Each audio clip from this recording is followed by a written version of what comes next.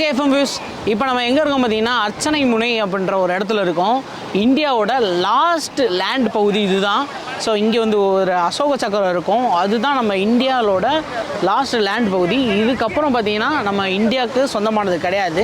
இதுக்கப்புறம் இங்கிட்டு போனீங்கன்னா இதுக்கப்புறம் நீங்கள் அந்த சைடு போனீங்கன்னா ஸ்ரீலங்கா, இங்கே பார்த்தீங்கன்னா இந்தியன் ஓசன், அந்த சைடு பார்த்தீங்கன்னா வங்காள விரிகுடா, பே ஆஃப் பெங்கால், ரெண்டு கடலும் ஒன்று சேர்றதை நீங்கள் அங்கே பார்க்கலாம். ட்ரோன் இருந்தால் நான் உங்களுக்கு அதை காமிச்சிருப்பேன் அழகாக. பட் ட்ரோன் இல்லை. சம்டைம்ஸ் இந்த சைடு கடலில் வந்து உங்களுக்கு அலையாக வருது இல்லையா, சம்டைம்ஸ் இந்த சைடு கடலில் வந்து உங்களுக்கு சாந்தமாக இருக்கும், அந்த சைடு கடலில் வந்து அலையாக வரும். சில டயத்தில் அந்த சைடு கடலில் வந்து சாந்தமாக இருக்கும், இந்த சைடு அலையாக வரும். இது எல்லாமே பேஸ்டு அந்த விண்டு ப்ரொபோஷன் தான்.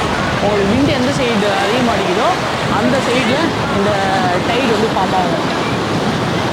நல்லா தான் இருக்குது. இதுக்கப்புறம் இதுக்கு முன்னாடி வந்து தனுஷ்கோடி இருக்குது.